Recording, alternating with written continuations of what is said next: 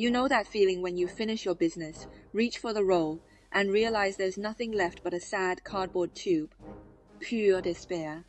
But have you ever stopped to think about what people did before the invention of the 3-ply ultra-soft quilted roll? Well, don't, because it was horrible. Let's go to ancient China. The Han Dynasty is in full swing. The emperor is busy expanding the empire, and the peasants are busy trying to maximize their harvests, and life is pretty good, except for one thing, your butt.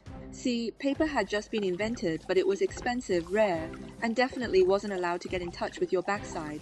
So, what did you use to clean up after a bad case of the explosive diarrhea? Archaeological findings tell us that as early as the Han Dynasty in China, people used a tool called the cechou, or, as we call it in English, the shi stick. It's exactly what it sounds like.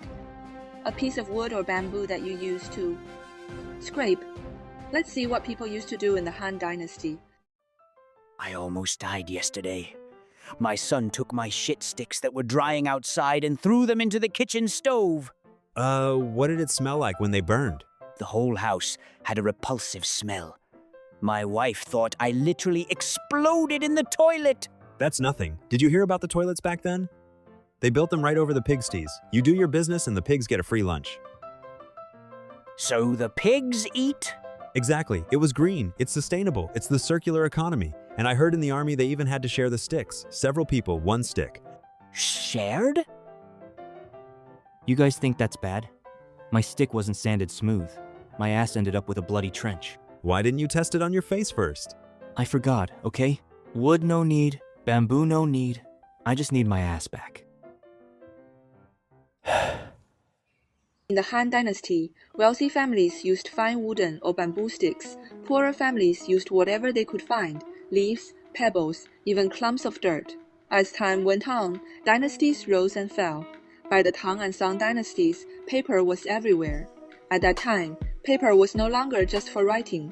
People burned paper as offerings to gods and spirits, and in the Song dynasty, even paper money appeared. So surely people started wiping with it, right?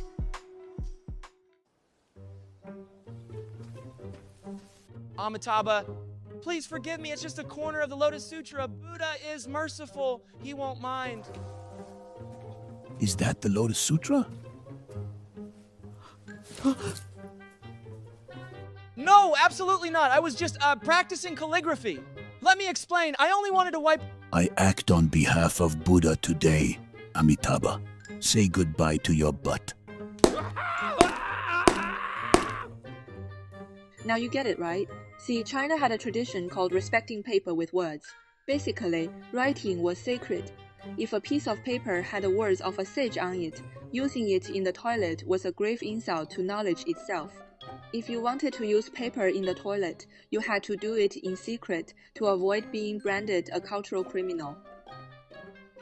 But then, everything changed when the Mongols arrived, the Yuan dynasty. The Mongols looked at China's 2,000 years of respecting paper with words and said, "We don't care about your nerdy books. We just want to be clean." Since the Mongol rulers didn't grow up in the Don't Wipe with Words club, they accidentally opened the door for toilet paper to become a thing. By the Ming dynasty, the imperial court even set up a special department to manage toilet paper production and distribution, but they still had one rule: no printing.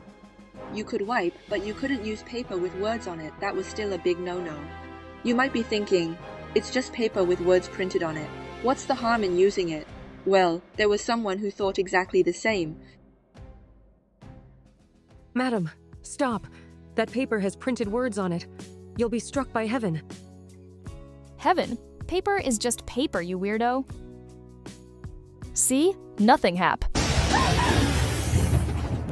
I told you so.